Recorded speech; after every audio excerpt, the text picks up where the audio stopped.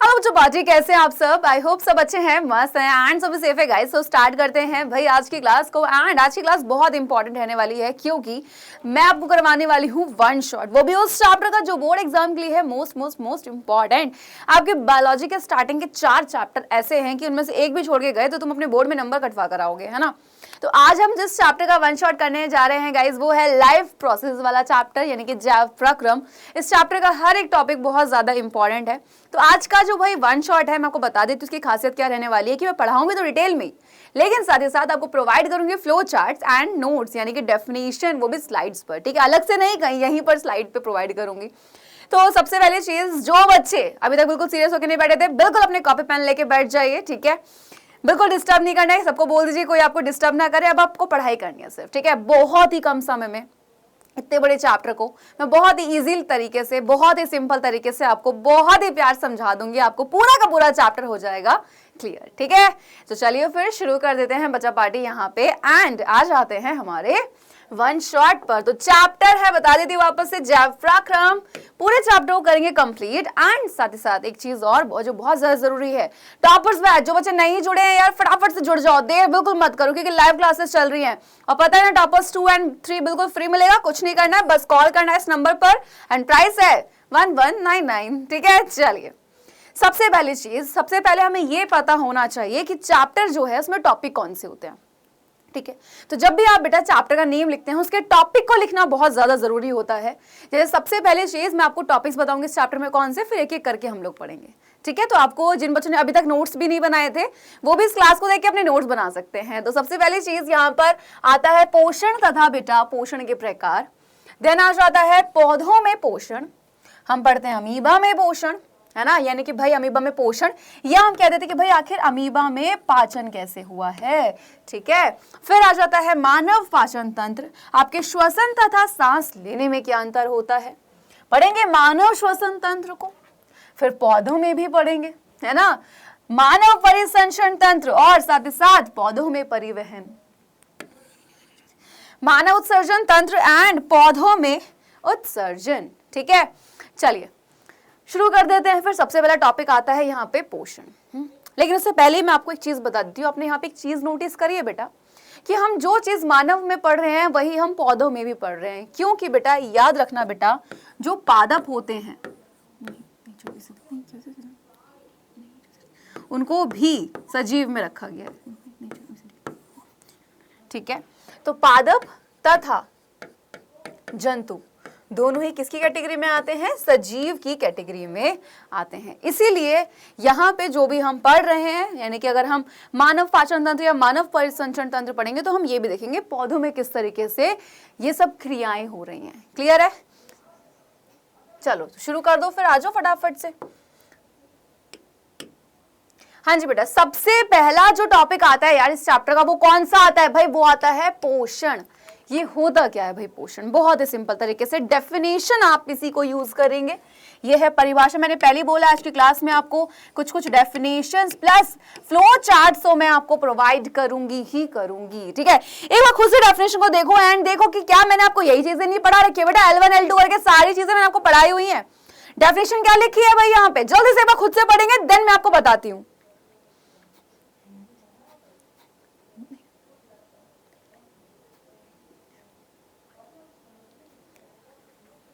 पढ़ ली? अब देखो क्या बोल रहे हैं, वह संपूर्ण प्रक्रिया जिसके द्वारा जीवित जंतु क्या कर रहे हैं भाई, अपना भोजन प्राप्त कर रहे हैं, इसका विभिन्न जैविक क्रियाओं में उपयोग करते हैं, पोषण कहलाता है। लाइन क्या कहेगी, देखो जिन बच्चों ने मेरे लेक्चर स्टार्टिंग देखोगे L1 L2 उनको तो बहुत ऐसे क्लियर है, मतलब बिल्कुल फिट है दिमाग में उनके, है ना। अब जिन बच्चों के नहीं है या फिर जो बच्चे रिवाइज कर रहे हैं, मैं वापस समझाती हूँ। देखो हम लोग खाना खाते हैं, खाना हम लोग क्यों खा रहे हैं, क्योंकि भाई हमारी बॉडी को एनर्जी चाहिए, जरूरत है भाई, है ना। एनर्जी नहीं होगी तो हम काम कैसे करेंगे बताओ, है ना। मैं पढ़ा रही हूँ तो मुझे भी तो एनर्जी की जरूरत है, आप लोग पढ़ रहे हो आपको भी एनर्जी की जरूरत है ना। तो कैसे, तो बेटा सबसे पहली चीज याद रखना कि पोषण क्या होता है, कि आप किस तरीके से भोजन ले रहे हो। क्या आप अपना खाना खुद से बना रहे हैं, तो भोजन प्राप्त करने का तरीका क्या है। जब आपने खाया तो उससे क्या मिली, एनर्जी, और उस एनर्जी को आपने, यानी उस ऊर्जा को आपने क्या किया, यूज किया, किस में, अपने जो भी आपके काम है, क्या है? पोषण, सिंपल भाषा में। और ये आपका होता है दो तरीके से, एक होता है बेटा स्वपोषण जिसको हम स्वपोषी पोषण भी कह देते हैं, और एक होता है बेटा परपोषण जिसको हम लोग परपोषी पोषण भी कह देते हैं, या इसी को बेटा हम लोग कह देते हैं विषम पोषी पोषण। ठीक है, ओके है। चलिए अब इनको जानते हैं कि ये क्या होता है। देखो स्वपोषण जो होता है बेटा ये वो होता है कि जिसमें क्या करते हैं, कोई भी जो जीव होता है वो अपना भोजन क्या कर रहा है बेटा, वो अपना भोजन स्वयं बना रहा है। यानी कि भाई जो अपना भोजन स्वयं बनाते हैं वो क्या करते हैं, ऐसे पोषण को हम क्या कहते हैं, ऐसे पोषण को हम लोग कहते हैं स्वपोषण, और ऐसे जीव को कहा जाता है स्वपोषी जीव। ठीक है, क्या कहा जाता है, स्वपोषी जीव। अब इसमें आते कौन है, तो बेटा इसमें आ जाते हैं हमारे सभी पेड़ पौधे, यानी कि सभी पादप। सभी कौन से, याद रखना बेटा सभी हरे। क्यों? क्योंकि हरे पेड़ पौधे क्या करते हैं, हमारे अपना भोजन खुद से बनाते हैं प्रकाश संश्लेषण की क्रिया करके। तो यहाँ पे लिख लीजिएगा कि सभी हरे पेड़ पौधे। अब अगर मैं बात करूं परपोषण की, तो परपोषण क्या होता है कि भाई अपना खाना खुद से नहीं बनाते हैं, है ना, ये अपने भोजन के लिए किस पे डिपेंड है बेटा, ये अपने भोजन के लिए डिपेंड होते हैं दूसरे जीव पर। ठीक है, तो जो अपने भोजन के लिए दूसरे जीवों पर निर्भर रहते हैं, है ना, ऐसे जो पोषण होता है उसको हम कहते हैं परपोषण। ऐसे जीव को कहा जाता है परपोषी जीव। ठीक है, ठीक है। एंड इसका क्या एग्जांपल है, सभी जीव जंतु। बेटा हम भी किस पे डिपेंड है, पेड़ पौधों पर डिपेंड है। सारे मसाले दालें कहाँ से मिल रहे हैं, पेड़ पौधे। सब्जी कहाँ से मिल रहे हैं, पेड़ पौधे। हम किस पर डिपेंड है भाई, उन पर ही तो निर्भर है बेटा। चलिए भाई यहाँ पे ये कहानी क्लियर हो गई, आगे आ जाते हैं। अब यहाँ पे आता है शाकाहारी, मांसाहारी, सर्वाहारी। मैं कहती हूँ बेटा क्या सारे जीव ऐसे होते हैं कि सिर्फ पेड़ पौधे खाएंगे, या सारे ऐसे जो सिर्फ मांस खाते हैं? नहीं, जीव अलग अलग होते हैं। यानी कि भाई भोजन की पसंद के आधार पर, है ना, जो सबको पसंद होता है उसके तरीके से तीन तरीके से जीवों को बांटा गया है। शाकाहारी कौन होते हैं बेटा, जो आपके जैसे हरे पत्ते, ठीक है, आपके पेड़ पौधे, ठीक है, इन सब को क्या करते हैं बेटा, खाते हैं। ठीक है, एंड शाकाहारी मांस वगैरह नहीं खाते, जैसे आपका यहाँ पे एग्जांपल आ जाता है इसमें हिरन वगैरह, है ना। मांसाहारी की बात करें तो बेटा ये कौन होते हैं, जो मांस वगैरह खाते हैं, ठीक, जैसे शेर, चीता। एंड सर्वाहारी कौन होते हैं बेटा, सर्वाहारी होते हैं जो कौन, आपके जो भाई पेड़ पौधे यानी कि घास फूस, क्लियर, इन सब को तो खाएंगे, पत्ते, सब्जी के छिलके, ये सब तो खाएंगे, लेकिन साथ ही साथ वो मांस भी खाते हैं। एंड अब याद रखना कि बेटा यहाँ पे बोर्ड एग्जाम में अगर मैं बात करूं, ये एग्जाम्पल बहुत ज्यादा पूछे जाते हैं। ठीक है, ये वाले, ये कि किस में स्वपोषण हुआ, किस में परपोषण हुआ, और साथ ही साथ मनुष्य जो है, याद रखिएगा बेटा मनुष्य सर्वाहारी में आता है ना। वो तो इंसानों ने बांट दिया कि भाई ये नहीं खाता है, ये नहीं खाता है, बट है तो मनुष्य की जाति। ठीक है, चलिए आगे की बात कर लेते हैं। नेक्स्ट आ जाता है बेटा परपोषी पोषण के प्रकार। तो ये बहुत इंपॉर्टेंट है, मोस्ट इंपॉर्टेंट आपका किसके लिए, ऑब्जेक्टिव क्वेश्चंस के लिए। इसके भी क्या एग्जाम्पल मोस्ट इंपॉर्टेंट हैं, सारे ही एग्जाम्पल इंपॉर्टेंट हैं, एग्जाम में बार बार आए हैं। अब बहुत ध्यान से सुनेंगे। देखो क्या बोला गया है, सबसे पहले परजीवी पोषण। परजीवी क्या होता है कि भाई एक जीव है, वो किस पर, वो किसी दूसरे जीव पर डिपेंड है अपने भोजन के लिए, ठीक है भाई, लेकिन उसको जान से नहीं मारेगा, सिर्फ जाएगा अपना पोषण करेगा और आ जाएगा। ऐसा पोषण क्या कहलाएगा मेरे बच्चे, ऐसा पोषण आपका कहलाया जाता है परजीवी पोषण। एंड इसके एग्जाम्पल हैं जू हो गया, अमरबेल। अमरबेल एक आपकी क्या है भाई, है तो पादप, लेकिन ये खुद से अपना खाना नहीं बनाता है, ये दूसरे पौधों के तनों में जाके उनसे अपने भोजन को लेती है। एंड जौ क्या करती है, खून चूसने का काम। नेक्स्ट आ जाइए, मृत पोषी पोषण की बात करें, नाम से क्लियर हो रहा है, यानी कि भाई जो क्या करते हैं अपना पोषण, जी भाई किसी मरे सड़े गले इन सब जीवों को खाते हैं और अपना पोषण करते हैं। एग्जाम्पल कवक एंड जीवाणु, बोर्ड में क्वेश्चन आता है, मृत पोषी पोषण पाया जाता है, या फिर कवक में पोषण की कौन सी विधि पाई जाती है। जितनी चीजें आपको बताऊंगी इनमें से एक भी चीज बोर्ड एग्जाम है तुम्हारे बाहर से नहीं आएगी, तुम्हें यहीं से मिलना है। ठीक है, तो भाई यहाँ पे जितनी चीजें बता रही हूँ बस इसको करना, बोर्ड में टॉप कर दोगे, कोई नहीं रोक सकता तुम्हें। ठीक है, चलिए नेक्स्ट आ जाता है प्राणी सम, जिसको हम पूर्ण जांत्विक या हम कह देते हैं पूर्ण जैवीय। याद रखना बेटा, तो आप प्राणी समूह उसको कह सकते हो, या आप उसको पूर्ण जांतवीय कह सकते हैं, या आप उसको पूर्ण जैवीय कह सकते हैं। अमीबा और मनुष्य, इसमें क्या होता है? एग्जाम्पल क्या है अमीबा मनुष्य? सोचो, सबसे पहले हम क्या करते हैं? खाने को खाते हैं, यानी कि अंतर्ग्रहण करते हैं, और फिर उसको क्या करते हैं? फिर उसका हम लोग पाचन करते हैं। तो यहाँ पे होता क्या है मेरे बच्चे? सबसे पहले जो खाना होता है वो खाया जाता है, एंड फिर क्या किया जाता है बेटा? फिर उसका आपका पाचन होता है। ठीक है, तो सबसे पहली चीज यहाँ पे अंतर्ग्रहण होगा, देन उसका पाचन किया जाता है। सिंपल। आगे आ जाइए। तो भाई यहाँ पे पोषण क्लियर हुआ आपका? क्या होता है आपको पोषण का क्या क्लियर हो गया भाई? आखिर प्रकार। तो भाई हमने ये पढ़ लिया, देखो कितने सिंपल तरीके से पढ़ाया, फ्लो चार्ट्स आपको प्रोवाइड कर दिए। क्या यहाँ पे किसी को कोई भी प्रॉब्लम आई? एक बार जितनी मैंने स्लाइड्स दिखाई हैं बहुत ध्यान से देखेंगे, जल्दी जल्दी जल्दी। Next slide.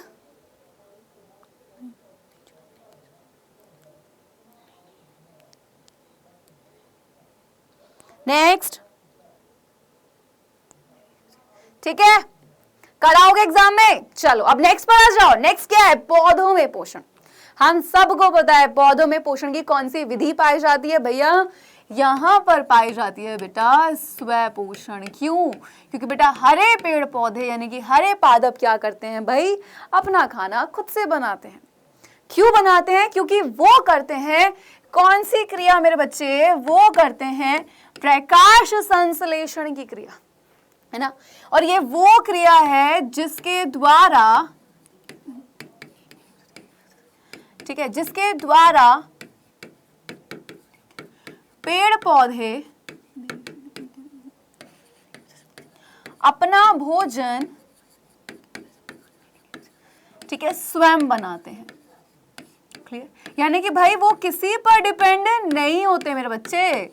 ठीक है, ओके। एंड इसकी डेफिनेशन जब लिखी जाती है तो ये लाइन जरूर लिखी जाती है। तो जब आप इसकी परिभाषा लिखते हैं कि अगर जब वो पूछते हैं प्रकाश संश्लेषण क्या होता है, तो आपको बताना होता है कि प्रकाश संश्लेषण वो क्रिया है जिसके जरिए पेड़ पौधे अपना खाना बनाते हैं। एंड साथ ही साथ यहाँ पर लाइन लिखते हैं क्या हम कि है क्या क्रिया? अगर बच्चे है क्या भाई? ये तुमने तो बता दे, खाना बनाते हैं। एक बहुत इंपॉर्टेंट लाइन जो सीधा 1 नंबर दिलवाती है लिखने पर बोर्ड एग्जाम में, कि सौर ऊर्जा का रासायनिक ऊर्जा में परिवर्तन। और सौर ऊर्जा को बेटा याद रखना प्रकाश ऊर्जा भी कहा जाता है। ठीक है, तो सौर ऊर्जा का रासायनिक ऊर्जा में परिवर्तन आपका क्या कहलाया जाता है? प्रकाश संश्लेषण। और सौर ऊर्जा को हम रासायनिक ऊर्जा भी कह देते हैं। बहुत सिंपल है ना। चलो आगे आ जाओ। अब सोचो भाई यहाँ पे आपका नेक्स्ट लाइन क्या लिखे है? प्रकाश संश्लेषण। देखो कितना इजी कर दिया मैंने तुम्हारे लिए चैप्टर, पूरा का पूरा फ्लो चार्ट में प्रोवाइड कर रही हूं मैं। हाँ जी, प्रकाश संश्लेषण का स्थान। ठीक है, अब देखो हम जैसे हम घर में खाना बनाते हैं, हम कहाँ बनाते हैं भाई? किचन में बनाते हैं ना, है ना। वैसे ही पेड़ पौधों की भी तो रसोई होगी कोई ना कोई, वो भी तो खाना बना रहे हैं ना, तो कहीं तो बना रहे होंगे।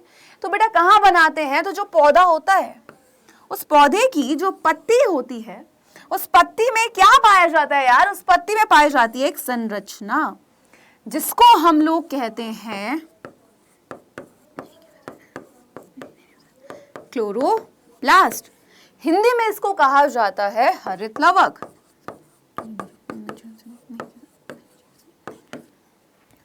ठीक है, अब इस हरित लवक के अंदर मिलता है क्लोरोफिल, क्योंकि क्लोरोफिल की वजह से तो क्रिया हो रही है।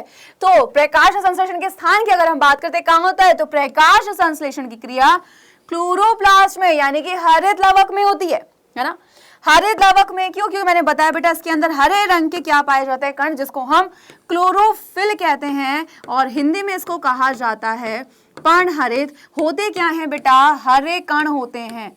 ठीक है, तो सौर ऊर्जा को रासायनिक ऊर्जा में कौन बदलता है? ये क्लोरोफिल बदलता है। पौधे को हरा रंग कौन दे रहा है? ये क्लोरोफिल दे रहा है। क्यों? क्योंकि भाई एक प्रकार का वर्णक है। ठीक है, ओके है। तो बेटा यहां पर स्थान हमें पता लग गया। आगे बात करते हैं। अब सोचो भाई हमें खाना बनाने हमारे पास सामान भी तो हो। वैसे पौधा किसी पे डिपेंड नहीं है, लेकिन उसको किन चीजों की जरूरत होती है प्रकाश संश्लेषण क्रिया करने के लिए? याद रखना 4 चीजें चाहिए होती हैं, और चारों में से बेटा अगर एक भी नहीं है तो उसकी क्रिया नहीं हो सकती। सबसे पहले बेटा सूर्य का प्रकाश बहुत जरूरी है क्योंकि सौर ऊर्जा वहीं से आएगी। आपका कार्बन डाइऑक्साइड, हमारा क्लोरोफिल एंड H2O यानी कि जल। ठीक है, इसका डायग्राम भी बहुत इंपॉर्टेंट एग्जाम के लिए। अब देखो कैसे कैसे। सबसे पहली चीज क्या होती है, प्रकाश संश्लेषण की क्रिया में हरे पौधे वायुमंडल में CO2, मृदा से अवशोषित जल और पत्ती में उपस्थित हरे वर्ण की सहायता से अपने भोज्य पदार्थ कार्बोहाइड्रेट का निर्माण करते हैं और O2 गैस बाहर निकालते हैं। यही चारों चीजों को बोला गया कि भाई इनसे मिला के इसको बना रहे हैं और इसको बाहर निकाल रहे हैं। है क्या, ध्यान से देखो। सबसे पहली चीज बहुत ही सिंपल तरीके से देखना, होता क्या है बेटा कि सूर्य से जो प्रकाश आता है वो सौर ऊर्जा के रूप में आता है ना। लेकिन जैसे ही पत्ती के इस क्लोरोफिल के अणुओं पर पड़ता है, ये क्लोरोफिल सौर ऊर्जा को रासायनिक ऊर्जा में बदल देता है। एंड जैसे ही सौर ऊर्जा रासायनिक ऊर्जा में बदलती है, यानी कि सूर्य का प्रकाश क्यों चाहिए था, क्योंकि सौर ऊर्जा चाहिए थी। अब ये सौर ऊर्जा रासायनिक ऊर्जा में बदलती है और जैसे ही ये बदलेगी क्या होगा, ये CO2 बेटा मदद करता है किसमें, पौधे के भोज्य पदार्थ को बनाने में। ठीक है, एंड क्लोरोफिल ने क्या किया, सौर ऊर्जा रासायनिक ऊर्जा मतलब पौधे को हरा रंग दिया, इसने मदद करी इस भोज्य पदार्थ को बनाने में। एंड ये जल की क्या थी, जल के अपघटन से क्या हुआ, इसी से O2 गैस बाहर निकलती है। क्योंकि प्रकाश संश्लेषण की क्रिया के दौरान हमें ऑक्सीजन की जरूरत नहीं होती, हमें चाहिए होती है कार्बन डाइऑक्साइड।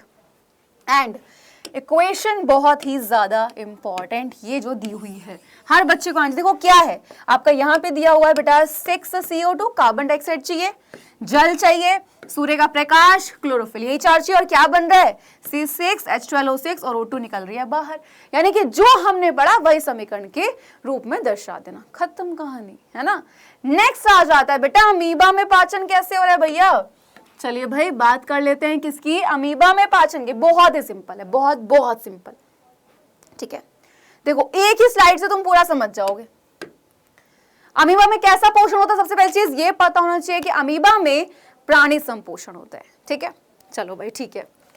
अब मैंने बोला भैया ये एक अमीबा है। ठीक है, अमीबा कैसा होता है, एक कोशिकीय, यानी कि वो सारी के सारी जितनी भी क्रियाएं करता है वो एक ही कोशिका के अंदर करता है। अमीबा में ये क्या है, कोशिका द्रव्य।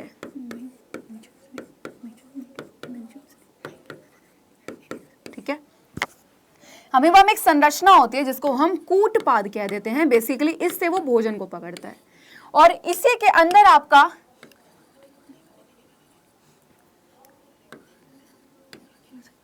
पाया जाता है केंद्रक। ठीक है, क्लियर है। एंड मैंने बोला बेटा यहाँ पे ये ब्लू कलर का जो है ये है, मैंने बोला कोई भी खाद्य कण, या मैं कह रही हूं भैया ये खाद्य पदार्थ है जिसको ये खाएगा। ठीक, तो यहाँ पे अगर मैं आपसे बात कर लेती हूँ बेटा इसमें अमीबा के पाचन में, तो आपको यहाँ 5 स्टेप दिखाई दे रहे होंगे। एंड याद रखिएगा यहाँ पे बहुत ध्यान से सुन लीजिए, ध्यान रखिएगा कि ये 5 स्टेप आपको इसी सीक्वेंस में करने हैं। इसमें एक भी आपको क्या नहीं करना है, इसमें एक भी आपको ऊपर नीचे नहीं करना है। ठीक है, चलिए सबसे पहले स्टेप आता है अंतर्ग्रहण। इसमें बस एक लाइन याद रखनी है क्या, कि अंतर्ग्रहण के स्टेप में अमीबा क्या करता है, भोजन को ग्रहण करता है। यानी कि भाई ये जो खाद्य पदार्थ दिख रहा है नीले रंग का, इसके पास अब ये क्या करेगा, जैसे हम अपने हाथों को ऐसे फैलाते हैं, कुछ भी चीज पकड़ने हाथों को ऐसे करते हैं, अमीबा अपने हाथ इनकी ये मान लो जो कूटपाद है, ठीक है, तो एक तरीके से इसके हाथ है या पैर, कुछ भी मान लो, चलने में मदद करें क्योंकि खाने में मदद करें, तो कूटपादों को फैलाते हैं और भोजन को पकड़ लेते हैं। तो यहाँ पे जो एक खाद्य पदार्थ था, इस डायग्राम को देखो, ये धीरे धीरे इन कूटपादों को फैला रहे, भोजन को पकड़ लिया। जैसे ही कर लेता है यानी कि भाई भोजन कहाँ आ चुका है, अब भोजन आ चुका है अंदर। यानी कि सेकंड स्टेप क्या होगा, अब होगा इसका पाचन। तो जैसे ये खाद्य पदार्थ अंदर आ जाता है, इसके चारों तरफ बन जाती है एक रिक्तिका, यानी कि जिसको हम बोलते हैं खाद्य रिक्तिका। डायग्राम अगर आप देख रहे हैं तो जैसे ही ये अंदर आया, खाने के चारों तरफ आती है, उसको घेर लिया, यानी कि उसके चारों तरफ एक रिक्तिका बन चुकी है। अब इसी के अंदर इसका पाचन होगा विभिन्न एंजाइमों की सहायता से। ठीक है, चलो भाई पाचन हो गया है ना, बहुत एंजाइमों के साथ इसका पाचन हो गया। अब नेक्स्ट स्टेप है अवशोषण। अब क्या होगा, ये खाद्य रिक्तिका गायब हो जाएगी, गई, गायब हो गई, ठीक है, देखो ध्यान से, गायब हो गई, एंड जैसी खाद्य रिक्तिका गायब हो जाएगी, जो खाना पच गया था वो पूरे के पूरे अमीबा के कोशिका द्रव्य में फैल जाएगा, ठीक है, एंड उसके बाद अवशोषण कंप्लीट। इस अवशोषण का मतलब ही क्या, अवशोषित करना। अब आ जाता है नेक्स्ट स्वांगीकरण। स्वांगीकरण के स्टेप में क्या होता है कि अमीबा एक तो वृद्धि करता है,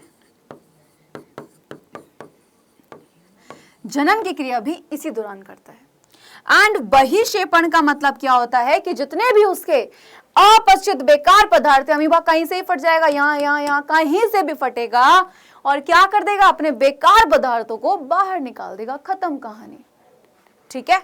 बस यही स्टेप लिखना, यही लाइन लिखनी है तुम्हें, कोई प्रॉब्लम बिल्कुल नहीं। चलो नेक्स्ट आ जाता है मानव पाचन तंत्र। भाई कौन सी क्रिया हो रही है, पाचन तंत्र का मतलब कोई एक अंग काम नहीं कर रहा है मानव के शरीर में पचाने में। डायग्राम बहुत ही ज्यादा इंपॉर्टेंट, इस डायग्राम को हर बच्चा बनाएगा। एंड पाचन है क्या, कि भाई पाचन आपका यह है कि भोजन के जटिल पोषक पदार्थों को, वाह, बड़े अणुओं को किसमें, बहुत सारी रासायनिक क्रियाएं होंगी, कुछ एंजाइम मदद करेंगे और क्या कर देते हैं, उनको सरल छोटे घुलनशील अणुओं में तोड़ना पाचन कहलाता है। और जो तंत्र ये काम करता है उसको हम कह देते हैं भैया पाचन तंत्र। सिंपल सी डेफिनेशन, एग्जाम में आ जाएगी तो लिख कर आना है, लॉन्ग में तो बेटा पूरा लिखना पड़ेगा, ये क्वेश्चन लॉन्ग में आता है। अब आहार नली के बेटा 6 भाग होते हैं और इनको आपको इसी सीक्वेंस में लिखना है। एक को भी आपको ये नहीं करना है कि ऊपर नीचे कर दो, ऊपर नीचे कर दे, एक भी नंबर नहीं मिलेगा। सबसे पहले आता है मुंह, फिर आता है ग्रसिका जिसको ग्रास नली भी कह देते हैं, नंबर 3 आमाशय, नंबर 4 पर आ जाता है छोटी आंत, बड़ी आंत एंड गुदा द्वार, ठीक है। चलिए सबसे पहले बेटा अगर हम मुंह की बात कर लेते हैं तो मुंह में आपके दांत भी होते हैं, जीभ भी होते हैं, लाल ग्रंथि होती है। दांत की बात करें, एक वयस्क में टोटल 32 दांत होते हैं और 4 प्रकार के दांत मिलते हैं, कृंतक, रदनक, च्वर्णक और अग्रच्वर्णक, ठीक है। एंड जीभ से अगर हम बात करें, जीभ पर पाए जाते हैं आपके क्या, स्वाद अंकुर, जिससे आपको स्वाद का पता लगता है कि जो भी आपने खाना खाया उसका टेस्ट कैसा है और साथ ही साथ भोजन को निगलने में सहायक है। क्लियर। जीभ के आगे वाले हिस्से से आपको पता लगेगा आपने जो भी खाया वो मीठा खाया है, लास्ट वाले से पता लगेगा जो भी खाया वो कड़वा है, साइड से पता लगेगा कि आपने जो भी खाया वो खट्टा है, एंड इधर से जीभ के आगे वाले हिस्से के जो किनारे उनसे पता लगता है कि जो भी खाया वो नमकीन है, ठीक। दांतों में याद रखना, जो काटने वाले दांत होते हैं वो होते हैं कृंतक, रदनक चीरने फाड़ने वाले दांत होते हैं, और आपके अग्रच्वर्णक और च्वर्णक चबाने वाले दांत होते हैं, ठीक है। लाल ग्रंथि क्या होती है, लाल ग्रंथि की संख्या याद रखनी है सबसे पहली चीज। तो बेटा लाल ग्रंथि जो होती है इससे होता क्या है, बेसिकली लार का श्रावण होता है और इस लार में एक एंजाइम पाया जाता है जिसको हम कहते हैं टॉयलिन एंजाइम। और भोजन का पाचन याद रखना मुंह से ही शुरू हो जाता है, यानी कि कार्बोहाइड्रेट मुंह से पचना हमारा शुरू हो जाता है, ठीक है। एंड इनकी संख्या कितनी जोड़ी होती है बेटा, 3 जोड़ी लार ग्रंथियों की संख्या पाई जाती है, ठीक है। चलिए भाई नेक्स्ट पार्ट आ जाता है बेटा, यहाँ पे आपका ग्रास नली है जिसको हम ग्रसिका कहते हैं। इसका कोई ज्यादा काम नहीं होता है, इसका सिर्फ इतना काम होता है बेटा कि जो भी आपने खाने को खाया है, ये दिख रहा है जिसको हम फूड पाइप कहते हैं, ये क्या करती है, जो हमने मुंह में खाना खाया होता है उसको चबाएगी, यानी कि भाई जो मुंह का खाना है ये ग्रसिका चबाएगी, हमारे दांत चबाएंगे, तो जो हमने खाना चबाया उसको पूरा पीस लिया, जीभ ने निगलने में मदद करी, अब वो जिस नली के जरिए हमारे स्टमक में जाते हैं, यानी कि ये जो फूड पाइप है, तो उसका काम क्या होता है, मुख से आमाशय तक भोजन को पहुंचाना। सिंपल सी बात। नेक्स्ट आमाशय, आमाशय क्या है भाई, यहाँ पे पाई जाती है आपकी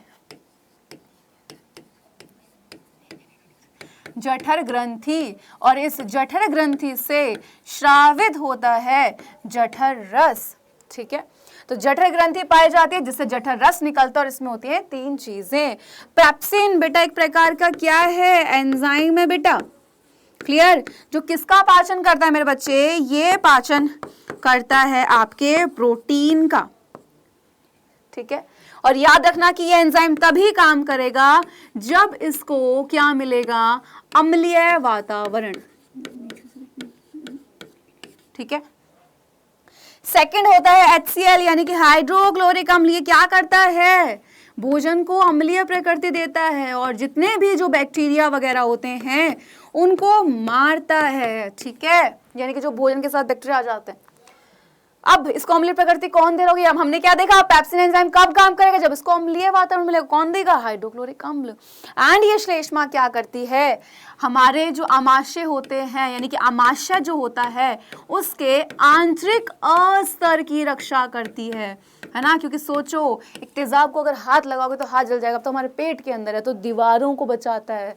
यानी कि भाई अगर ये हमारा स्टमक है तो इन दीवारों को क्या करता है, बचाता है। ये यहाँ पे, यानी कि भाई ये श्लेष्मा यहाँ होता है और आमाशय के आंतरिक स्तर की रक्षा करता है। क्लियर?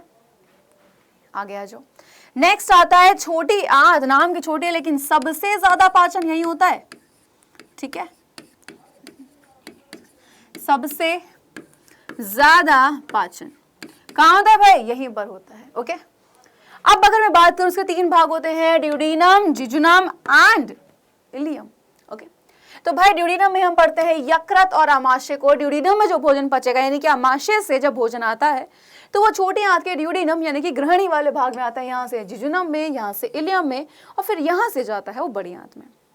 लेकिन उससे पहले यकृत और आपका अग्नाशय में क्या होता है? तो यकृत क्या है मेरे बेटे? तो बेटा यकृत क्या होता है? यकृत सबसे बड़ी ग्रंथि होती है मानव पाचन तंत्र की, जो क्या करती है? पित्त रस का श्रावण करती है। पित्त रस में क्या होता है? पित्त लवण, जो क्या करते हैं? वसा की बड़ी बड़ी गोलिकाओं, क्योंकि भाई एंजाइम इन बड़ी गोलिकाओं पर काम नहीं कर पा रहे, इसीलिए उनको छोटी छोटी गोलिकाओं में तोड़ देते हैं। अब एंजाइम इन पे काम कर सकते हैं, तो वसा की बड़ी गोलिकाओं को छोटी छोटी गोलिकाओं में तोड़ना या बदलना, एंड ये क्रिया कहलाई जाती है इमल्सीकरण की क्रिया। कौन सी क्रिया? की वसा की बड़ी गोलिकाएं जब छोटी छोटी गोलिकाओं में टूट जाती है। क्लियर? चलो भाई, नेक्स्ट आता है अग्नाशय। यानी कि भाई अग्नाशय जो है वो कैसी ग्रंथि है? मिश्रित ग्रंथि है। वो एंजाइम भी निकालेगी, वो हार्मोन भी निकालेगी। बहिश्रावी ग्रंथि वाला जो भाग होगा वो एंजाइम को निकालेगा, और अंतःश्रावी ग्रंथि वाला भाग जो होगा वो हार्मोन निकालेगा। कौन सा? इंसुलिन। क्या करता है? हमारे शरीर में, है ना, जो रक्त होता है उसमें शर्करा की मात्रा को नियंत्रित करता है। एंड अगर ये इंसुलिन हार्मोन की कमी हो जाती है तो इसकी कमी से क्या होता है? एक रोग होता है जिसको हम कहते हैं मधुमेह, जिसको आम भाषा में कहा जाता है डायबिटीज। ठीक है, आगे आ जाइए भाई यहाँ पे। चलिए, ये चीज हो गई। एंड बात कर लेते हैं एंजाइमों की। तो भाई 3 एंजाइम है। एमाइलेज यानी कि अग्नाशय ग्रंथि थी आपकी, जो वो हार्मोन तो पढ़ लिया, अब एंजाइम भी तो देख लो जो इंपॉर्टेंट है। एमाइलेज प्रोटीन आपका, यहाँ पे इसको ना क्या कर लेना है, प्रोटीन के आगे तुम्हें नाम लिख लेना है इसके एंजाइम का, जो यहाँ पे नहीं लिखा है, वो है ट्रिप्सिन। ठीक है, एमाइलेज क्या करता है? कार्बोहाइड्रेट का पाचन। ट्रिप्सिन क्या करता है? प्रोटीन का पाचन, लेकिन इसको अम्लीय वातावरण की जरूरत नहीं होती, ये तब भी काम करेगा।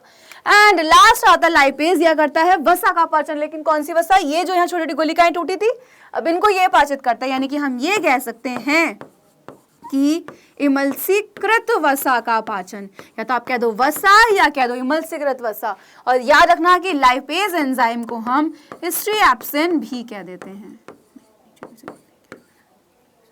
ओके है?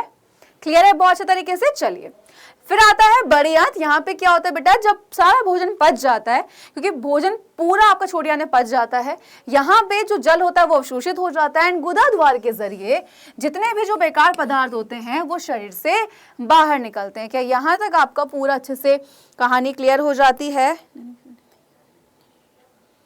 हाँ जी, कहानी क्लियर। चलो चलो आगे बढ़े। चलिए, अब नेक्स्ट क्या आता है? सबसे पहली चीज,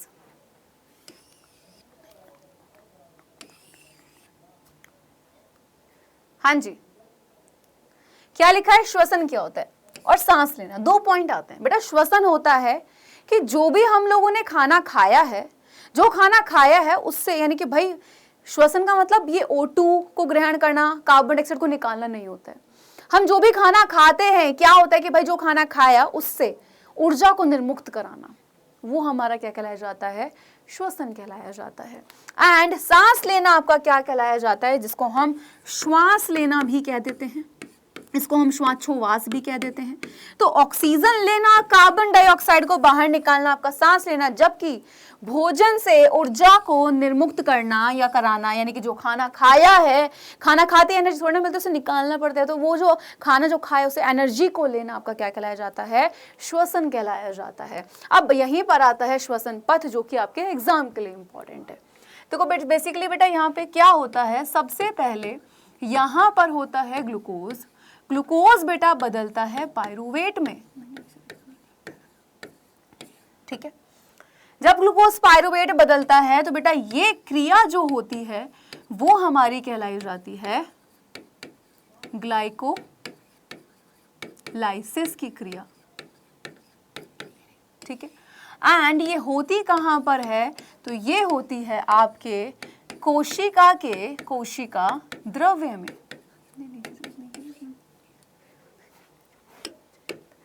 अब श्वसन बेटा दो तरीके से होता है ना। एक होता है बेटा अवायवीय श्वसन, ओके, एंड एक होता है आपका बेटा वायवीय श्वसन, ठीक है। अब यहां पे एक चीज ध्यान रखना, वायवीय श्वसन को हम लोग ऑक्सी भी कहते हैं, ठीक है, और अवायवीय को हम लोग अनॉक्सी भी कहते हैं, ठीक है, क्लियर। यहां पे हमें O2 की जरूरत नहीं होती, लेकिन यहां पे हमें O2 की आवश्यकता होती है, ठीक है। आगे आ जाओ नेक्स्ट पे। अब यहां पे ये दो तरीके से होगी, देखो सबसे पहली चीज एक होती है बेटा यीस्ट में। यीस्ट क्या है? एक कोशिकीय कवक है ना। अब यहां पे जब पायरुवेट के अणु अवायवीय श्वसन के दौरान यीस्ट में आते हैं तो यहां पर क्या बनता है? इथेनॉल प्लस CO2, ठीक है। और याद रखना एटीपी के रूप में ऊर्जा निकलेगी बाहर। और जब बेटा यहीं पर मांसपेशियों में आता है तो यहां पर आकर ये बनाता है किसको? लैक्टिक एसिड को। और यही लैक्टिक अम्ल बेटा जब हमारी मांसपेशियों में इकट्ठा हो जाता है तो उससे ऐंठन आनी शुरू हो जाती है। एंड यहां पर भी एटीपी के अणु होंगे बाहर। एटीपी क्या है आपके? क्या है भैया? एटीपी है आपके एडिनोसिन ट्राइफॉस्फेट, जो कि उच्च ऊर्जा वाले अणु होते हैं। और हमारे शरीर में जो हमें ऊर्जा मिल रही है वो किसके फॉर्म में? एटीपी के रूप में ही मिल रही है। कहानी क्लियर? आ जाओ। ऑक्सी श्वसन जो होता है बेटा ये माइटोकॉन्ड्रिया में होता है, सबसे पहली चीज, जिसको कोशिका का ऊर्जा घर कहते हैं। और श्वसन की क्रिया के दौरान ये एटीपी के अणु माइटोकॉन्ड्रिया में ही बनते हैं। क्लियर है? चलिए, ठीक है। अब यहां पे अगर मैं बात करूं यहां क्या बनता है तो बेटा यहां बनता है CO2 प्लस H2O और साथ ही साथ एटीपी के रूप में ऊर्जा यहां भी बाहर निकल रही है। अब याद रखना यहाँ पे इंपॉर्टेंट पॉइंट क्या कि सबसे अधिक ऊर्जा जो बनती है, यानी कि भाई जो हमारा जो वायवीय श्वसन होता है, यानी कि जो ऑक्सीजन की उपस्थिति में हो रहा है, यहाँ पर बनते हैं 38 एटीपी के अणु, यानी कि यहाँ पे अधिक ऊर्जा बनता है। जबकि जो अवायवीय श्वसन हुआ, ठीक है, वहां पे हमारे बनते हैं 2 एटीपी के अणु। यानी कि अधिक ऊर्जा का निर्माण कहाँ पर होता है बेटा? वायवीय श्वसन के दौरान, ठीक है। ये जो चार्ट है वो मैंने आपको पूरा समझा दिया, आप इसको बना सकते हो, एग्जाम में कोई नंबर नहीं कटेगा, ठीक है। एंड लिख कर भी आना है। चलो अब बात आती है बेटा यहाँ पे मानव श्वसन तंत्र की, जिसका ये डायग्राम है, ठीक है।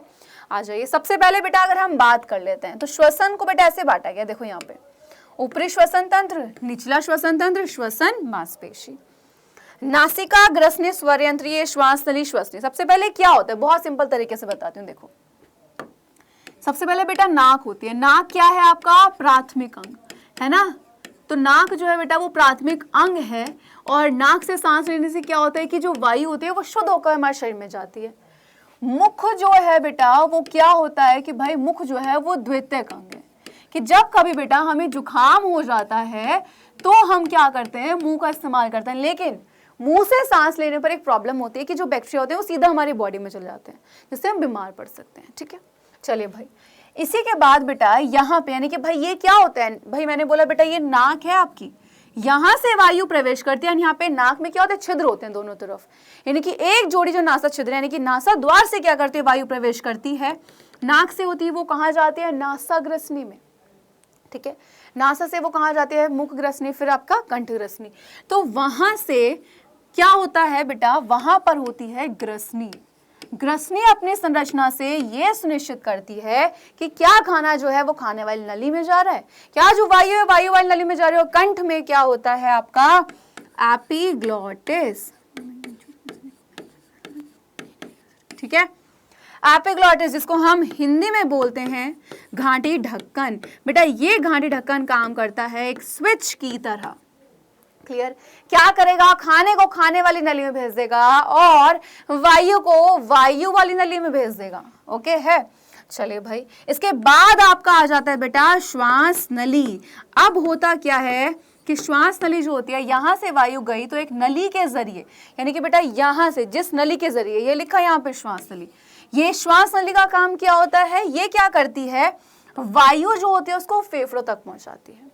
अब होता क्या है, ये है श्वास नली, यहाँ पे पाए जाते हैं कुछ छल्ले उपास्थि के। ये छल्ले क्या करते हैं, बेसिकली श्वास नली को आपस में चिपकने से रोकते हैं ताकि वायु इजीली जा पाए फेफड़ों तक। अब आगे आके ना बेटा ये दो हिस्सों में ऐसे बढ़ जाती है, ठीक। और जब ये ऐसे हिस्सों में बढ़ गए तो इसको हम लोग कहते हैं क्या, इसको कहा जाता है श्वसनी, ठीक है। यहां पर आके ये बहुत सारे अन्य भागों में बढ़ जाती है। आपके प्राथमिक श्वसनी, द्वितीय श्वसनी, द्वितीय फिर तृतीयक श्वसनी, और उसके बाद फिर प्राथमिक श्वसनिकाएं, द्वितीयक श्वसनिकाएं, तृतीयक श्वसनिकाएं, ऐसे जाल सा बन जाता है। देख रहे हो, जाल सा बना पड़ा है ना। और श्वसनिकाएं अपने आखिरी वाले सिरे से फूल जाती हैं। अगर आप देख रहोगे लास्ट में जाके डॉट डॉट दिखाई दे रही होंगी, क्या है, कूपिका। कूपिकाएं क्या कराती हैं बेटा, कूपिकाएं ही कराती हैं आपके किसका, गैसों का विनिमय। तो श्वसनिकाओं ने आगे जाके जाल के रूप में फैली किनको बनाया, श्वसनिकाओं को। और श्वसनिकाओं का आखिरी सिरा क्या होता है बेटा, कूपिका। कूपिका ही करती हैं गैसों का विनिमय, यानी कि गैसों का आदान प्रदान। क्लियर है। एंड साथ ही साथ बेटा यहाँ पर कूपिका स्थित कहाँ है, फेफड़ों में। अब आता है डायाफ्राम। तो बेटा डायाफ्राम जो होता है ये श्वसन मांसपेशी होता है। सामान्य अवस्था में ये इस शेप में होता है, गुम्मद में, लेकिन जब संकुचन होता है, जब आप सांस लेना शुरू करते हैं तो क्या होता है भाई, संकुचन के समय ये ऐसी शेप में आ जाता है, यानी कि चपटा हो जाता है। बस यही है सिंपल से चीज, ठीक है। चलिए बात कर लेते हैं पौधों में श्वसन। तो बेटा पौधों में जो श्वसन होता है वो होता है, जो पत्ती होती है उस पत्ती में पाए जाते हैं छोटे छोटे छिद्र, यानी कि ये जो पत्ती होती है इस पत्ती में सूक्ष्म छिद्र पाए जाते हैं, ठीक है। ये जो छिद्र होते हैं बेसिकली इनको हम लोग बोल देते हैं गाइस क्या, रंध्र यानी कि स्टोमेटा। ये क्या करते हैं, दो काम करते हैं, दोनों काम बहुत इंपॉर्टेंट है। पहला करते हैं गैसों का विनिमय, यानी कि गैसों का आदान प्रदान। एंड सेकंड है यहाँ पे वाष्पोत्सर्जन, यानी कि वाष्पोत्सर्जन का मतलब क्या होता है, जल का वाष्प के रूप में उत्सर्जित होना, ठीक है। अब ध्यान से देखना, गैसों का विनिमय कौन सी क्रिया के जरिए होता है, विसरण की क्रिया के जरिए, ठीक है। तो पौधे क्या करते हैं, दिन के समय जब वो प्रकाश संश्लेषण की क्रिया कर रहे होंगे तो वो CO2 को लेंगे क्योंकि उनकी जरूरत है, और O2 को बाहर निकालेंगे। लेकिन रात में जब वो प्रकाश संश्लेषण क्रिया नहीं करते उस दौरान वो O2 को लेते हैं, CO2 को बाहर निकालते हैं। इसीलिए बोला जाता है रात को पेड़ के नीचे नहीं सोना चाहिए, ठीक है। तो गैसों का विनिमय करेंगे और वाष्पोत्सर्जन करेंगे। अब वाष्पोत्सर्जन क्या है, बेसिकली जल का वाष्प के रूप में उत्सर्जित होना। आप सोचा पौधे को पानी दिए जा रहे हो भाई, उसको भी तो लिमिट है। आप वो तो बेचारा बोल नहीं सकता, तो क्या कहता है, ठीक है भैया दे दो। जब दे के थक लेते हो पानी को उसको, फिर उसके बाद वो क्या करता है, बस उसके बाद वो कुछ नहीं करेगा। वो क्या करेगा भैया, वहां पे वाष्पोत्सर्जन की क्रिया करेंगे, जल जितना भी फालतू पानी है उसको वाष्प में उड़ा देगा। तो उससे फायदा क्या हुआ कि अतिरिक्त जल के निष्कासन में महत्व क्या, यही तो है, प्लस पौधे के ताप के नियमन में, खत्म कहानी। अब जो ये रंध्र होते हैं ना बेटा, ये खुलते और बंद होते रहते हैं, जिसका ये डायग्राम है, ठीक है। तो रंध्रों का खुलना और बंद होना बेटा डिपेंड करता है किस पर, द्वार कोशिकाओं पर,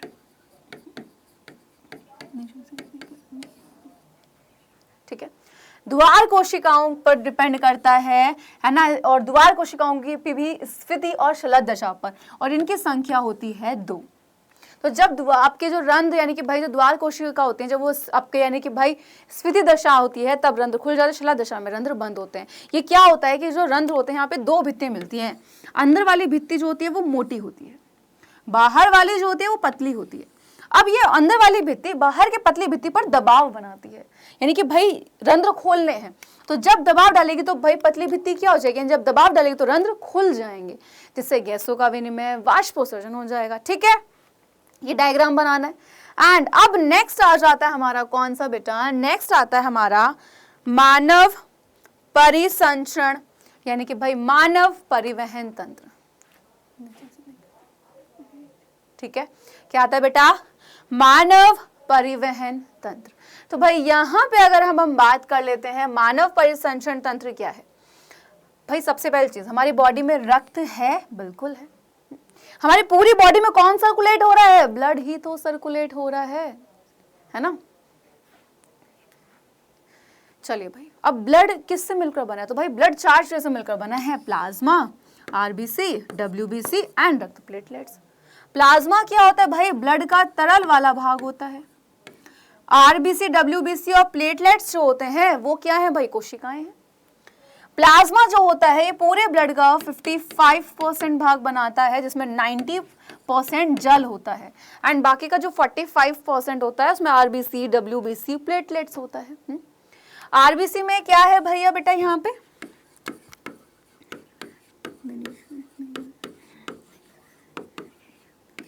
ठीक है, हीमोग्लोबिन क्या करता है, रुधिर को लाल रंग देता है।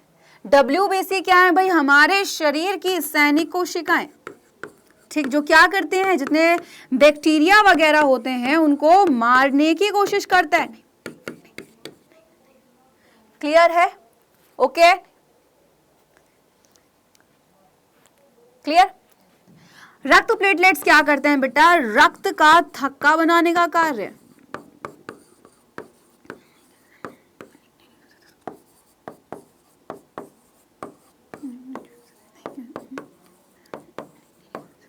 ठीक है, क्लियर यहाँ पे। चलो, तो भाई यहाँ पे इनका काम ये होता है। अब हम इसको क्यों पढ़ रहे हैं, क्योंकि भाई हमारी पूरी बॉडी में ब्लड सर्कुलेट हो रहा है। अब ये जा कैसे रहा है, कहाँ जा रहा है, तो वो हमें जानना है। जहां पर आपके पॉइंट में बता देती हूँ, सबसे पहले चीज नोट्स में ऐसे लिखेंगे भाई, इसमें हम पढ़ते हैं ब्लड को, ब्लड और उसके अवयव को। बेसिकली रक्त जो होता है वो एक संयोजी ऊतक होता है। संयोजी ऊतक का मतलब हो जाता है कि भाई वो क्या काम करेगा, हमारे शरीर के विभिन्न अंगों को आपस में जोड़ने का काम करेगा। ठीक है, ये 4 चीजें मैंने आपको बता दी अच्छे से। आ जाइए आगे। तो यहां पर आता है मेन हमारा मानव हृदय। क्या करता है बेटा मानव हृदय, बेसिकली ये करता है रक्त को पंप, ठीक, हमारे शरीर के सभी भागों में। ठीक, अब याद रखना कि रक्त जो होता है वो कैसे होता है बेटा, जो O2 वाला होता है, जिसमें ब्लड में ऑक्सीजन होती है, उसको हम कहते हैं ऑक्सीकृत। ये शुद्ध रक्त होता है। ठीक है, कैसा रक्त है, शुद्ध रक्त।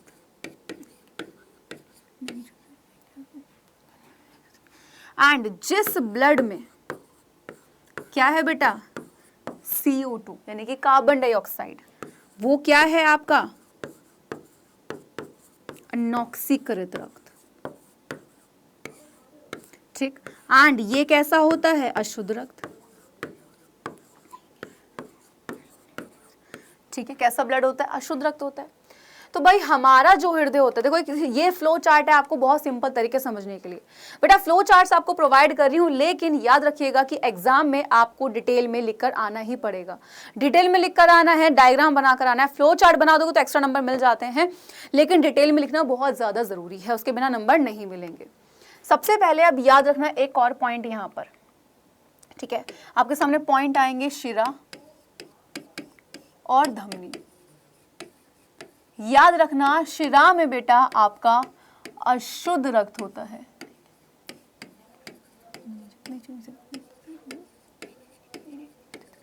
और धमनी में शुद्ध रक्त होता है। लेकिन एक शिरा ऐसी है जिसमें आपका शुद्ध रक्त बहता है, वो है फुफ्फुस शिरा, और एक धमनी ऐसी है जिसमें आपका ब्लड बहता है, कौन सा, अशुद्ध, वो है फुफ्फुस धमनी। ठीक, तो सबसे पहले बेटा होता क्या है कि ये जो महाशिरा होती है ये क्या काम करती है कि हमारे शरीर के विभिन्न अंगों से अशुद्ध रुधिर को लेकर आएगी। ठीक है, हृदय में कितने भाई कोष्ठ होते हैं? 4 होते हैं, दायां लिंद, बायां लिंद, दायां निलय और बायां निलय। ठीक है, यही 4 कोष्ठ होते हैं, 1 2 3 एंड 4। ठीक है, सबसे पहले महाशिरा ने क्या किया बेटा? अशुद्ध रुधिर लिया। ठीक, और कहां लिया? हृदय के इस दाएं लिंद वाले भाग में। यहां से ब्लड गया दाएं निलय में। अब दाएं निलय से वो बाएं वाले भाग में जाता, वो जाता है फेफड़ों में। क्यों? क्योंकि फेफड़े क्या करते हैं? जो अशुद्ध रक्त होता है, यानी कि भाई अशुद्ध रक्त कौन सा? कार्बन डाइऑक्साइड वाला, उसमें से कार्बन डाइऑक्साइड को अलग कर देते हैं एंड किसमें? शुद्ध में बदल देते हैं।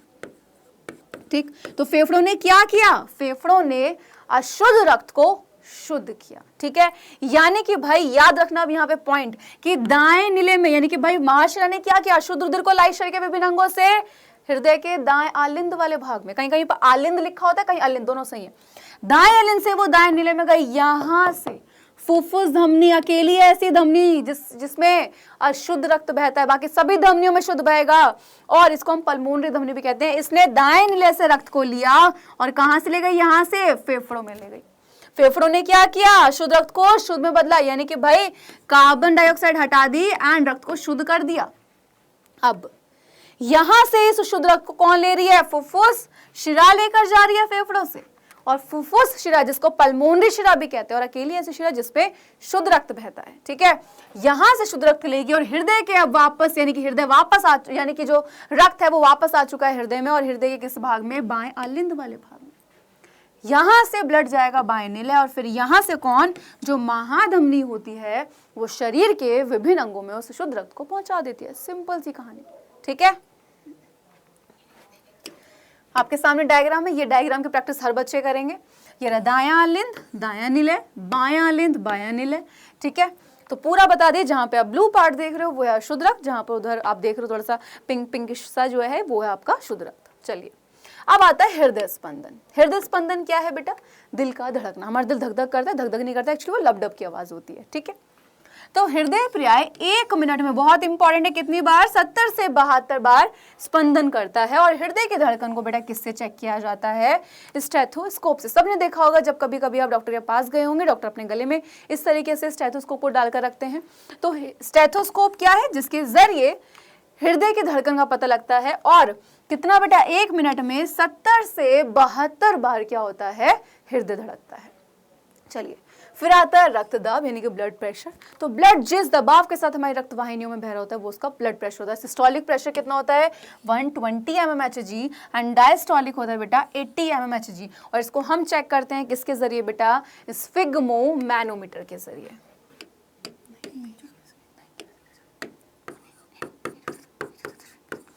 स्फिग्मोमैनोमीटर।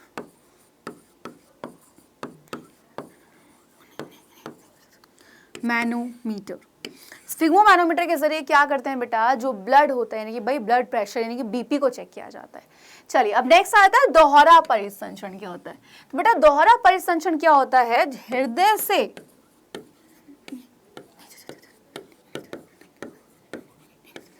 रक्त का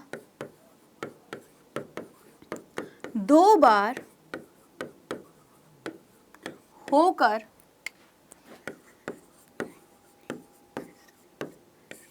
गुजरना क्या कहलाया जाता है? दोहरा परिसंचरण कहलाया जाता है।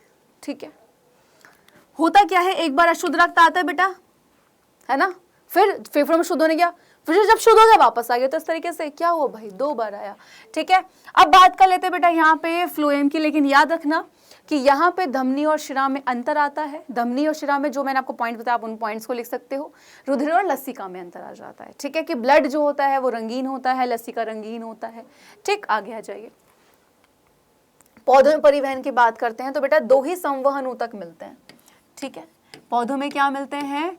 2 ही संवहन ऊतक मिलते हैं। एक होता है जाइलम। भाई पौधे अपना खाना बना रहे हैं, आप पौधे को पानी दे रहे हो, भाई वो भी तो पौधे के एक भाग में जाएगा, उनको भी तो भाई संवहन की नीड है। तो वहाँ पे संवहन ऊतक पाए जाते हैं जो भोज्य पदार्थ और जल का संवहन करते हैं। सिर्फ 2 मिलते हैं, इसके अलावा पादपों में कोई तीसरे प्रकार का संवहन ऊतक नहीं मिलता है। नंबर 1 होता है बेटा जाइलम। जाइलम क्या करता है? जल का संवहन।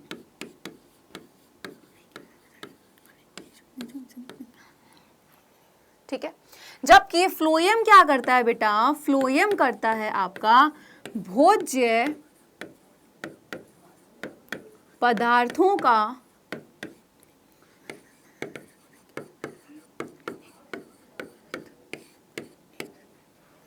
ठीक है स्थानांतरण। जाइलम जो होता है बेटा ये कैसा होता है? ये एक दिशीय होता है, यानी कि जब आपने पौधे को पानी दे दिया, अब कहाँ जाएगा? वो पौधे के सिर्फ ऊपरी भागों में जाएगा। जबकि फ्लोएम जो होता है बेटा ये द्विदिशीय होता है। क्लियर? यानी कि पौधे के जो खाना पत्ती में बना है पौधे के ऊपरी भागों में ही पहुंचाएगा और निचले भागों में भी। और ये भोजन का स्थानांतरण करता है बेटा किसके रूप में? सुक्रोज के रूप में करता है। किसका? भोज्य पदार्थों का स्थानांतरण। बहुत ही इंपॉर्टेंट क्वेश्चन। एंड यहाँ पर ये ही बहुत इंपॉर्टेंट है। इसके अलावा आप ये लिख सकते हो कि जाइलम जो होता है वो 4 प्रकार की कोशिकाओं से मिलकर बना होता है। आपका कौन कौन सा? वाहिनिकाएं, वाहिकाएं, जाइलम मृदुतक और जाइलम तंतु। सेम आप फ्लोएम के लिए लिख सकते हो कि फ्लोएम भी 4 प्रकार की कोशिकाओं से मिलकर बना है। चालनी नलिकाएं, साथिया सहचर कोशिकाएं, प्लस आपका यहाँ पर आ जाता है फ्लोएम मृदुतक और फ्लोएम तंतु। ठीक है, अब बात आ जाती है बिल्कुल इस चैप्टर के लास्ट टॉपिक की, जो कि है मानव उत्सर्जन तंत्र वाला। ठीक है, चलिए भाई इनकी बात कर लेते हैं। तो मानव उत्सर्जन तंत्र, ओके, हाँ जी। उत्सर्जन का मतलब क्या होता है? शरीर से बेकार पदार्थों को बाहर निकालना। यानी कि भाई बहुत सारे क्या है बेटा, अगर हम बात कर लेते हैं, कुछ अंग देखो पाचन की क्रिया में मदद कर रहे हैं, कुछ श्वसन की क्रिया में मदद कर रहे हैं, कुछ ऐसे हैं बेटा जो क्या कर रहे हैं आपके, यानी कि भाई परिवहन करने में। तो हमारे शरीर में अंग मिलते हैं जो अलग अलग क्रियाओं में भाग लेते हैं। अब यहाँ पर आता है मानव उत्सर्जन तंत्र, यानी कि वो अंग जो उत्सर्जन की क्रिया में हेल्प करते हैं। ठीक है, चलिए फिर आ जाइए। तो जीवों के शरीर से उपापचय क्रियाओं के फलस्वरूप उत्पन्न अपशिष्ट पदार्थ, यानी कि जितने भी जो बेकार पदार्थ हैं उनको क्या करना बेटा? शरीर से बाहर निकालना, यानी कि उनका निष्कासन करना। क्या कहलाया जाता है? वो हमारा कहलाया जाता है उत्सर्जन। एंड अब बात करें मानव उत्सर्जन तंत्र की, तो बेटा यहाँ पे आपके 4 अंग बेसिकली आप पढ़ते हैं। नंबर 1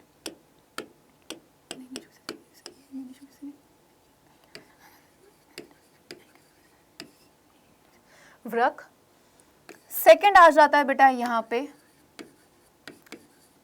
मूत्रवाहिनी, जिसको हम यूरेटर कहते हैं।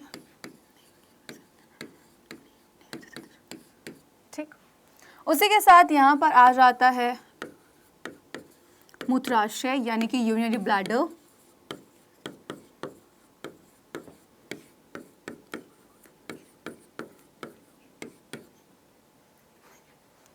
ठीक है, आगे बढ़े। यहाँ पे नेक्स्ट बिल्कुल लास्ट पार्ट है गाइस वो। ठीक है, वो है आपका यूरेथ्रा वाला पार्ट। ठीक है,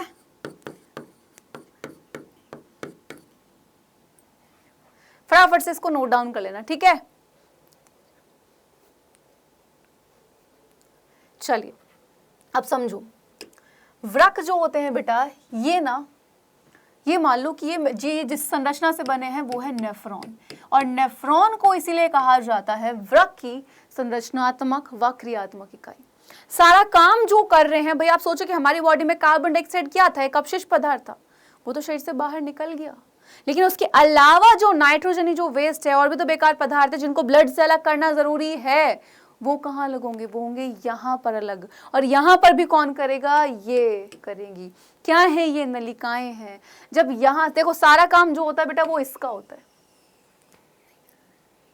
ठीक है, जब सारी चीजें यहाँ हो जाती है, इनका काम तो सिर्फ इतना है कि यहाँ से चीजें छन जाती हैं, तो यूरिन इस यूरेटर से होता हुआ यूरिनरी ब्लैडर में इकट्ठा होता है और यूरेथ्रा के जरिए बाहर आया।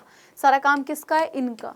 तो जानते हैं कि आखिर ये नेफ्रॉन क्या है। नेफ्रॉन की संरचना मोस्ट इंपॉर्टेंट आपके बोर्ड एग्जाम के लिए, शॉर्ट के लिए, ये इसका डायग्राम होता है भाई। है ना। ये इसका डायग्राम है जो आप सबको अपने एग्जाम्स के लिए बनाना है, क्लियर। एंड ये जो है गाइज यहाँ पे आपको सीधा बता देती हूँ, बहुत इंपॉर्टेंट है। बच्चे इसमें थोड़ा सा डर से जाते हैं कि मैम आखिर किस तरीके से बनाएं, कैसे बनाएं, तो आपको यही बोलूँगी, बहुत सिंपल है, प्रैक्टिस करोगे बन जाएगा, ठीक है। चलो, तो यहाँ पे होता क्या है इस चार्ट के जरिए समझना। सबसे पहले ब्लड कहाँ आता है बेटा, ये कप जैसी स्ट्रक्चर दिख रही है ये वाली, तो ये जो कप जैसी संरचना होती है इसको हम लोग कहते हैं बेटा बोमेन संपुट, ठीक है। इस बोमेन संपुट के अंदर रुधिर कोशिकाओं का गुच्छा होता है, इसको हम ग्लोमेरुलस कह देते हैं, और इन दोनों को मिला के कहा जाता है मेलपिगियन कोश। अब सबसे पहले ब्लड यहाँ पर आया, यहाँ से होता कहाँ गया भाई, ये भुजा नीचे की तरफ जा रही है जिसको हम लोग बोलते हैं अवरोही, एंड फिर जब ये ऊपर जा रही है तो उसको हम बोलते हैं आरोही। दोनों भुजाओं के बीच में एक चाप होता है, इसके हम बोलते हैं हेनले चाप। यहाँ से जब ब्लड गया यहाँ पे पहले एक बार यहाँ छनेगा, फिर एक बार यहाँ से जाएगा, यानी कि भाई याद रखना कि जो नॉर्मल किडनी होती है, जब किसी कोई व्यक्ति की किडनी में कोई भी प्रॉब्लम नहीं होती, उस सिचुएशन में रक्त 2 बार छनता है ना।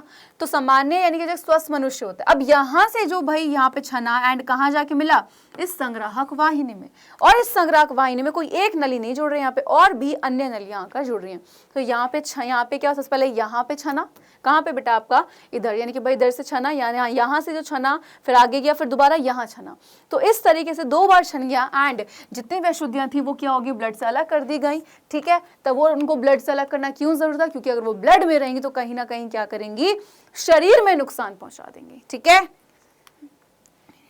एंड यहाँ पर क्या आ गया आपका, जब यहाँ से छन गया तो भाई क्या हुआ, भाई आपका संग्राहक वाहिनी में आया, एंड संग्राहक वाहिनी से भाई अब यहाँ से जब चीजें छन जाती हैं तो यूरिन कहाँ जाता है, इस यूरेटर में, और यूरेटर के जरिए कहाँ जाता है बेटा, यूरेटर के जरिए, फिर उसके बाद वो गया आपका यूरिनरी ब्लैडर में, यूरिनरी ब्लैडर में यूरिन इकट्ठा होता है यूरेथ्रा के जरिए बाहर। तो सबसे पहले ब्लड आया, यहाँ पे छना, आगे गया अवरोही भुजा से होता हुआ यहाँ पे, फिर दोबारा छना, फिर आरोही भुजा से होता हुआ कहाँ गया, संग्राहक वाहिनी, खत्म कहानी, ठीक है। फिर आता है नेक्स्ट यहाँ पे हीमोडायलिसिस या फिर डायलिसिस। ये क्या होता है, अब हिंदी में इसको अपोहन कहते हैं। तो जब किसी रीजन से या कोई भी रीजन रहा हो, किसी इंसान की अगर मैं बात करूं, भाई किडनी खराब हो गई, अब सोचो किडनी अगर खराब हो गई तो उसके ब्लड से बेटा क्या चीजें छन पा रही होंगी, नहीं, वो तो ब्लड में रह जाएंगे, भाई उसकी जान को खतरा हो सकता है।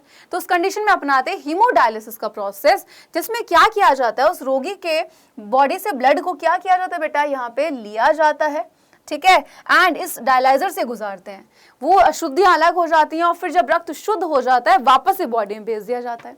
लेकिन एक नॉर्मल किडनी में और एक जो कृत्रिम रक्त होते हैं उसमें फर्क ये होता है कि नॉर्मल किडनी में आपका जो ब्लड है वो 2 बार छनता है, जबकि यहाँ पर रक्त सिर्फ 1 बार छनता है, ठीक है।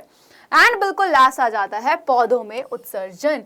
पौधे भी क्या करते हैं बेटा, बेकार पदार्थों को शरीर से बाहर निकालते हैं, ठीक है। जैसे उनके लिए ऑक्सीजन बेकार है जब वो प्रकाश संश्लेषण की क्रिया कर रहे होते हैं। इसके अलावा इसका कोई डिटेल में कोई तंत्र वाला सिस्टम नहीं होता है, सिर्फ इतना जानना है, गोंद, रेजिन, टैनिन, इन सब के रूप में क्या करते हैं, अपने पदार्थ को बाहर निकालते हैं, खत्म कहानी। और इसी के साथ तुम्हारा पूरा चैप्टर हुआ कंप्लीट, ठीक है। तो भाई यहाँ पर आपको मैंने करा दिया गाइस इसका पूरा का पूरा 1 शॉट रिवाइज, आपको कुछ भी मैंने यहाँ पर अगर मैं बात करूं नहीं छोड़ा है, ठीक है। चलिए एक बार स्टार्टिंग से देख रहे हैं, सारी चीजें जल्दी से रिवाइज कर लें फटाफट। चलो एक बार स्टार्टिंग से आ जाते हैं। एंड सबसे पहले बेटा हम लोगों ने क्या देखा, पोषण देखा, पोषण की परिभाषा देखी, देखा कि भाई 2 प्रकार से होता है, स्व पोषण एंड पर पोषण। आगे की अगर हम बात कर लेते हैं, हाँ जी, यहां पे अगर हम देखिए स्व पोषण को, फिर हमने देखा पर पोषण को, देखा कि भाई आखिर होते क्या है, ठीक।